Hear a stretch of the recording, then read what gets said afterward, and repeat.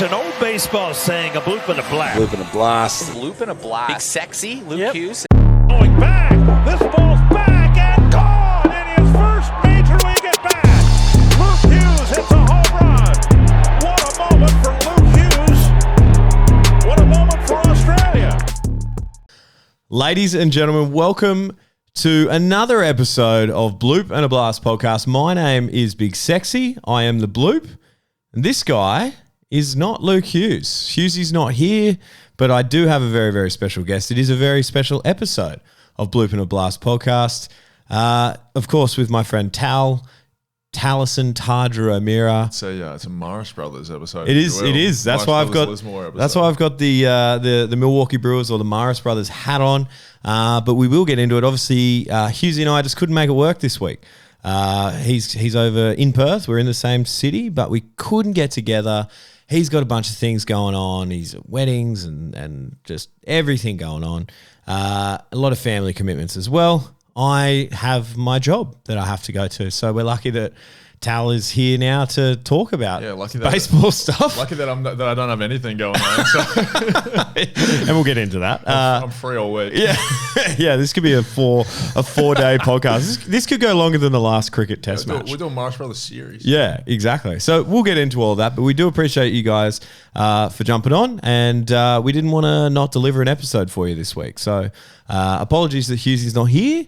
But you got me and you got my mate Tal, who's in the league. So, and it's a bit of a different one. We're not doing it on Zoom. We're in my podcast room, which we'll get into about the fact that now I've got to give it up. I think this is actually going to be your bedroom. Oh, no. So you would have one of the most viewed bedrooms in Australian baseball at the moment. I don't know how I feel about that. It's like I'm on Big Brother house. Yeah, kind of. Maybe that's what we'll do, and we'll just pivot away from the podcast and we'll just put cameras on you 24/7. Hell, this is Jeremy.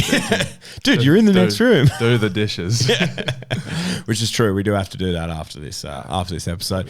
But let's get into it, I guess. So, Tal, you're from Lismore. We both played together at Morris Brothers Baseball Club in Lismore. I think I even coached you at one point. I know I coached you at one point. Yeah, you were just a wee little lad, and I'm still the same mental age. But really, really cool how now this is coming into your second year in the ABL. You went through the college pathways as well. Give us just a brief snapshot of going through the developmental system within Queensland, and you also played for, was it ACT at one point? Yeah, ACT spent, I think, 2 years of under-16s with ACT, and then finished off with the Queensland squad. Yep. Yeah. And then you went away to college for a couple of years, for a few years. Yeah, JUCO in southeast Nebraska. Yep. And then you came back. And Morris Brothers Baseball in Lismore. Morris Brothers Baseball, yeah. And at that point, you were struggling through injury as well. Yep. You'd sort of hurt yourself, your elbow, I think it was, or your bicep. Yeah, a bit of both. Bit of both. Yeah. And at that point, going into your sort of later 20s, you sort of thought, maybe this is not it. Yeah. Maybe I'm not going to get there. And now you found yourself in the ABL. Yep. And we'll go back through the story a little bit, and I think it's a really cool story, and you're my mate, so obviously I love it and I want to tell it. I am. But yeah, we're mates. Yeah, just so you know. I made it. But it's so I don't know where to start, but first of all, let's go into the fact that now you're pitching for the Perth Heat. Yeah. You were pitching for Sydney. As for less than a week ago. Yeah. Here I am. Yeah. So you messaged me, and first of all, you sent me a Snapchat, and I was like, I actually don't have my Snapchat notifications on. That's where I have all an my old man. That's where I have my business conversations. We spoke before the season, and I was like, "What are you doing? Where are you?" And you're like, "Oh, I haven't heard anything." And then you got signed with Sydney, and then last week, literally this time last week, you were like, I opened my Snapchat randomly, and I was like, Tal's crashing out. He's sending me all of these things like, "Oh, you hate me," and I was like, "What's going on?" So I ring you on the telephone, and you tell me that you maybe now coming to Perth. Yeah, pretty well. What I said was, hey, you know that You know that house that you've just purchased? Well, do you mind if I come and live in it? Yeah. Yeah. Yeah. And now you're on the Perth Heat roster and you're actually about to fly out to Brisbane, which is Brisbane tomorrow morning. Where you spent the first week pitching for Sydney. Yeah. Baseball's really fun. The ABL is really fun. Life's really fun. Yeah. Yeah. Yeah, it's been a bit of a whirlwind. Let's talk. I just want quickly before we get into your story, Yeah. I do want to ask you a question. What's like that extra step going from, you're also playing in Brisbane, you're playing GBL for, who are you playing for? I know you're playing for Coomera this year. I spent the last few seasons with Pine Rivers. Pine Rivers. So what was the extra, like, what was that step to go from GBL up to the ABL? What was that like? I think the biggest thing is probably like the pressure. I think pressure, not necessarily the big jump in competition. For me, it was the pressure that I put on myself. Put on yourself. Yeah, because it had been a long time coming. It's something that I'd wanted to do for the past 5 years since I came home from the States, and I just couldn't quite get healthy. And then when I finally did push and get that opportunity, opportunity, big mental adjustment. And it's hard to do that in like a 10-week span. Yeah. So I think honestly, it's something that I've had to kind of do this off season and come into this season a lot more prepared. Yeah. Yeah. And it's funny because like that preparation and mental preparation that you've gone through and whatever, and then to find out that now you're going to Perth. Yeah. It's like, oh, cheers. I was so ready for that. But I mean, look, it's the same league. I have the same, the same mentality that I did, pitching for the Sydney team. Yeah. It's just about going out there and executing now and in the short season. But I mean, so far so good. So let's go back to 6 months before you start with the Sydney Blue Sox. Yep. So we're in the middle of, what's that? 2024? It's 2020, it's 2023. Yeah, 2023. 2023. Yeah, middle of 2023. Yeah. Wow, there you go. So you go and see your surgeon. Yeah. What does the surgeon say to you? I was having some arm troubles pretty well over the past 4 years before I got my first TJ, having some bicep problems, and they stuck around all through my surgery and post surgery. And so I got some scans and went to see Dr. Fredrickson who put a new UCL in my arm. Yeah. And he pretty well didn't have a diagnosis for me. He kind of told me that wasn't too sure what was going on. No one could really work it out. Yeah, and so his idea was cortisone shots in different nerves, doing a return to throw. If it flares up, then come back 2 months later, get another cortisone shot. He pretty well told me that it could take like 2 years to diagnose, and I was like, man, that is a bit of a slap in the face. How old are you then? You're like 26? I'm 27. 27 then? Yeah. Oh, no, I was 25 then. Yeah, right. 25 then. Yeah. Yeah. So then that's sort of, so then you're like, you've got some other like personal things going on at that same time. You're getting this bad news. Like life was hitting me hard, man. 2023. Was it 2023? Yeah. No, I think it was 2024 because I moved here in 2023. Okay. Yeah, I think it's 2024, but that's all right. I never know what year we're in. Yeah, it was 2024. That's fine. It's fine. I'm not even going to edit that out. No, that's fine. Yeah, 2024. That year rocked me. Everything kind of came at me at once. So I had that news. I had some. We'll call it relationship troubles. Life stuff. Yep, that's happening. Yep, pretty hectic stuff going on there. I pretty well, I thought I was out of baseball. I thought like, damn, I haven't been able to compete at a high level for the last 4 years because couldn't get your arm right. Yeah, couldn't get healthy. So I was like, man, that's kind of it for me. That's a lifelong dream. And a decade plus of hard work kind of down the drain. But sparred a little bit, sparred a lot. Yeah. Sparred a lot. Got myself into a bit of trouble. And then I kind of came to a realization where I was like, I can either just go and do it, or I can, kind of sit around and regret it for the rest of my life. And I decided to bear down, reach out to Sydney, get on a plane down to Sydney, and throw a pen in front of the coaches down there, and that kick started it, man. I think I was signed within the day. Yeah, I threw a pen in front of Brooke Knight and Chris Oxspring, and they were stoked. They like what they see and what they saw. And yeah, man, it was all guns a blazing. I got thrown. That was 2 weeks into the season, or a week into the season. So I got thrown into the deep end. But man, yeah, because it would have been round 3 when you showed up. Yeah, debuted round 3. And I was like, cheers. You didn't even tell me. Dude, I didn't tell anyone. I rang you. I was like, oh yeah, cheers for letting me know. Like, I was doing a podcast about the Australian Baseball League, and now you're in it. Yeah. And then you're like, dude, I didn't even know. I think my family knew, like the people I was living with knew, and that was about it. It was just like, that's pretty classic Tal. Yeah, it just happened, man. It just happened. But I'm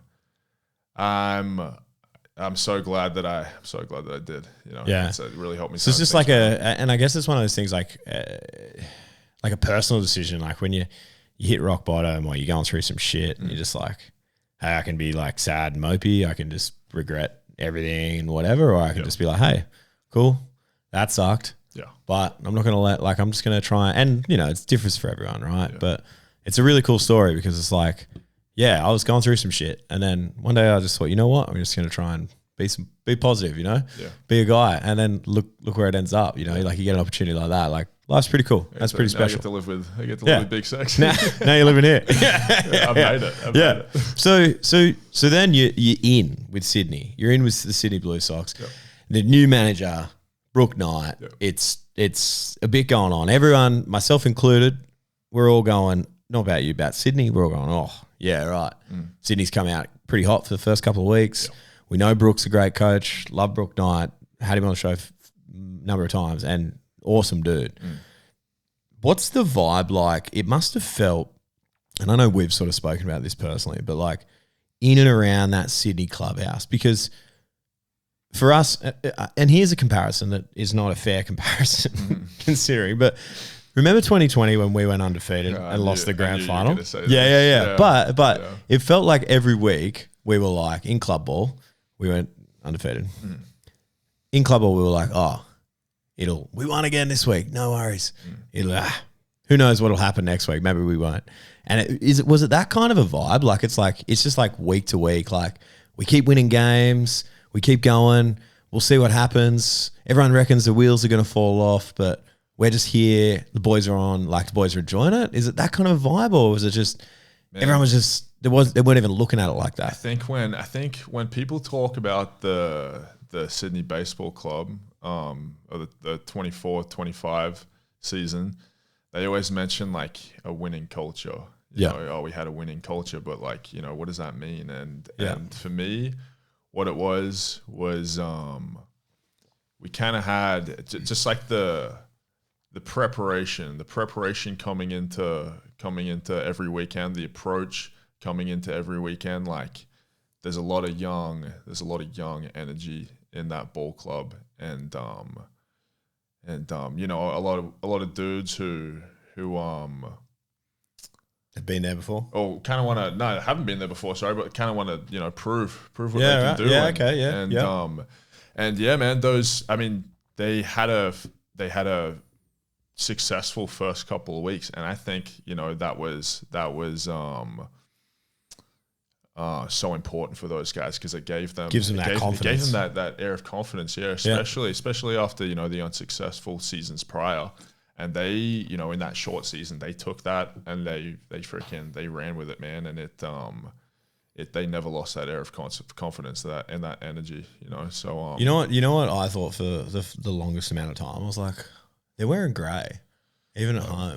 I was like, the home grade. I was like, oh, that's kind of cool. Like, it's kind of different. And then I found out it was like, something happened with the order or whatever. They didn't get the unis in time. But I was like, oh, okay, I don't like the grade anymore. But it was what it was. But it didn't matter. You guys were winning games. But it's kind of funny. They were infamous, man. People almost didn't want to stop wearing the home grades. They were like, look, we haven't lost the game in let's just keep wearing it. 5 weeks. Let's lost a series, sorry, in 5 weeks. Let's dude, even this year we were like, home grades.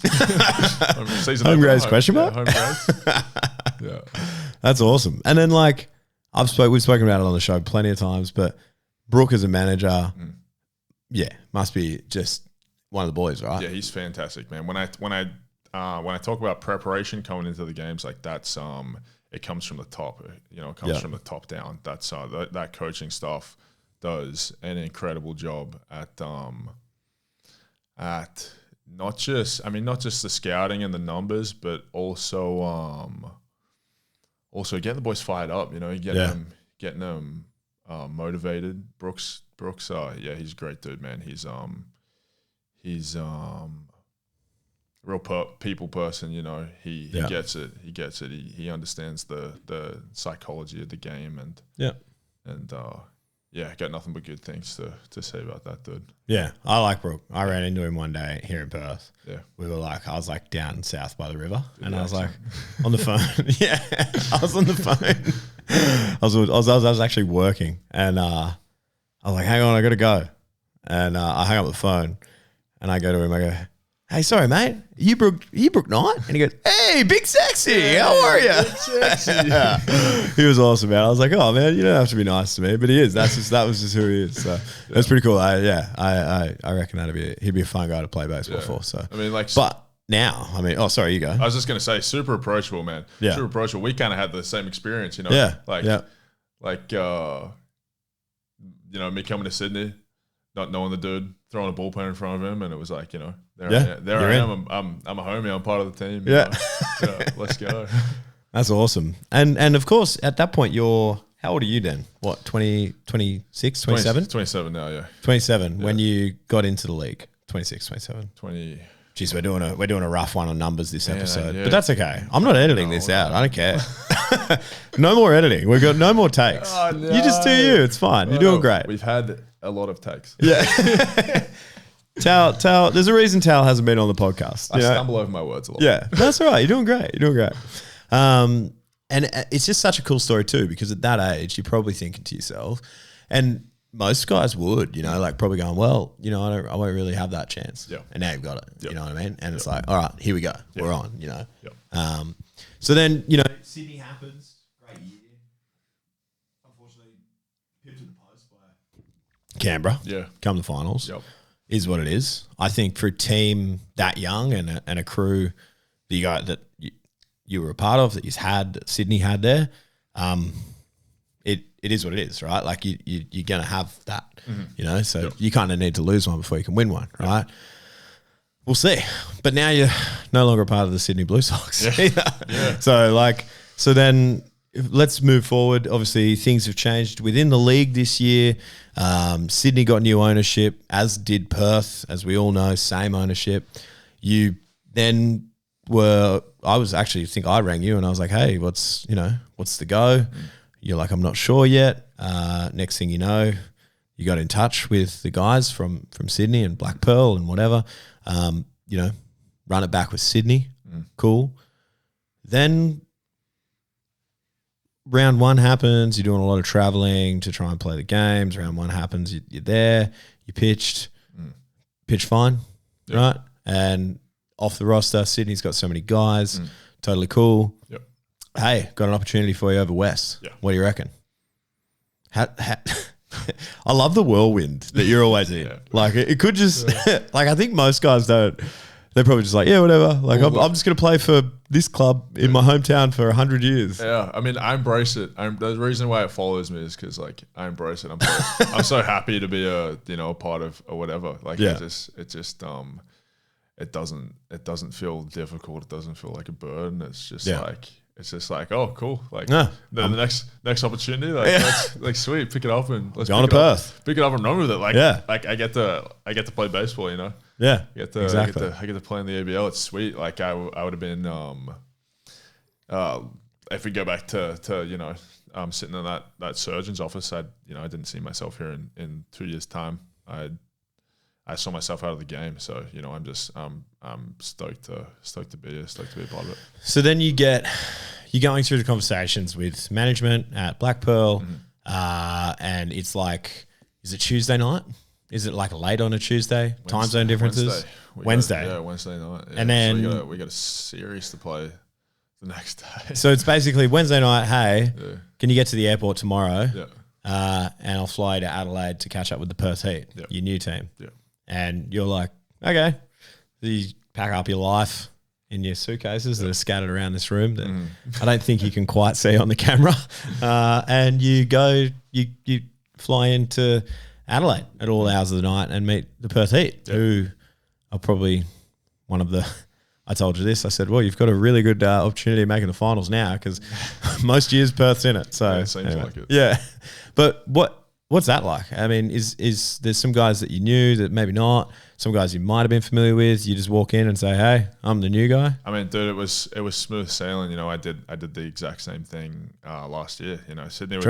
We just said Sydney were 2 weeks into the season. I flew down there and I was just a part of it. And so it's kind of really, really similar, you know, a little bit different with throwing that first weekend for Sydney. But yeah, when I got the opportunity to come here, all for it. And it's props to the Heat guys, man, to the staff and the players. Like, you know, they made me feel so welcome straight away.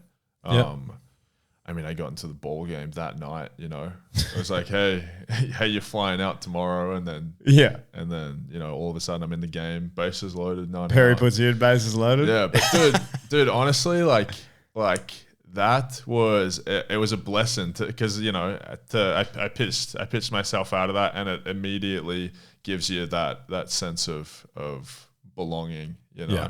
So I had that, grateful that I had that, and then like I was saying before, everyone here's sweet. Everyone here's so, you know, so nice, so kind. But yeah, it made me feel like I was a part of it, like right away, immediately. So.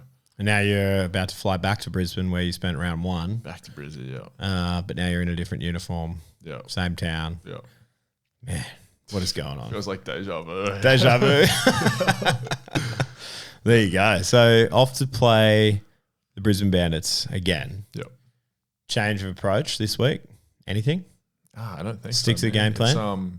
I think probably get rained out 7 games. Doesn't matter. No, will, 7 games. There's only 4. I think I have like I guess more of an idea of what my role's going to be like with the team and kind of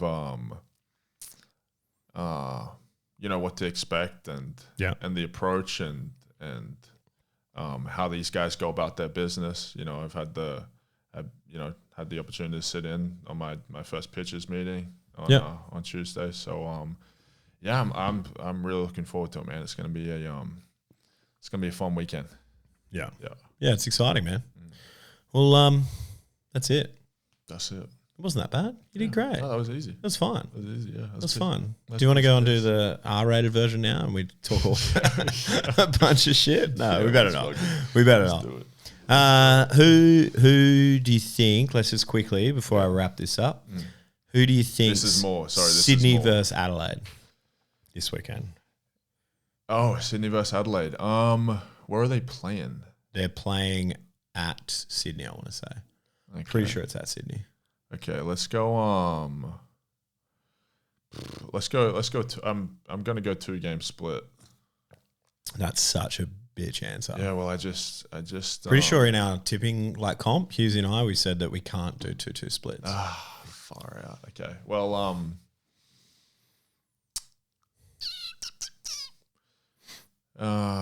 dude, they're both hot. That's why. I get it. That's fair. Both hot. Let's go Sydney. Let's go Sydney 3-1. Yeah. I think Sydney 3-1 is a good call. Yeah. I think we spoke about it last episode that Adelaide bats aren't quite there. If they can hold it over until they get those bats in that lineup's pretty nasty. But yeah, I'll probably go that. Who you reckon? Perth Heat, Brisbane Bandits? Well, like I play for the Heat. It is kind of blasphemous if I don't say 4-0. He said it 4-0 sweep from the Heat. Let's just call it. Let's just call it a sweep. Yeah. Call it a sweep. Well, there you go. I'm going to agree with you. I think it's probably going to be more like a 3-1 for the Perth Heat. It'd be fun to see some of those big bats for the Perth Heat up there in that tiny little ballpark. Yeah, let's hit some pop-ups. Yeah, let's do it. Let's hit some 4 on pop-ups. Well, I've loved having you on the show. Thank you so much. Man, Hughesy's going to be sitting there going, "Oh, you didn't even ask him this and that." Rah, rah, rah. But Hughesy was pretty mad at me. Hughesy was actually here earlier today. Was he? Yeah, he came to do the podcast. So I said we'll do it at in the afternoon. Yeah. And I just couldn't get away from work. So he was pretty pissed at me. Okay. And he's going to be upset now. The truth comes out. To know that he's going to be even more upset now to know that I just did it with Tal without him. So Hughesy, I love you, mate, but I had to do it. We had to get it done. You've been replaced with scraps, mate. It is what it is. Hey, we thank you guys so much for watching. A bit of a different episode this week, but hey, we had to get something out for you and a pretty cool story. Go and check out the socials at Bloop Blast Podcast. Of course, we do have a pretty massive giveaway to announce. And no, I'm not just holding off because we do have the 1K giveaway prizes and all that kind of stuff set up. It's going to be pretty cool. It's going to be pretty special. And we think you guys are going to really enjoy it. So thank you so much. Thanks, Tal. Love you. I'll just, once we stop recording, I'll just keep talking to you like this anyways. That sounds good. But hey, go and check out the socials. Ask a hard-hitting question. Yeah. At Talison something. At Tal.Tardrew. Oh, yeah. Slide in there like everyone else does. Hey, we appreciate you guys for watching. Take care. Peace. Oh, wait. Before we go, there's one more thing. We've got to say it. The people will be able to hear it right now. What's this? Here it is. It's the way we sign off. Adios, muchachosos. You can hear that. Adios, muchachosos. Hughesy's still here. He's saying goodbye to you. Peace. It's an old baseball saying, a bloop and a blast. Bloop and a blast. Big sexy Luke Hughes. Going back.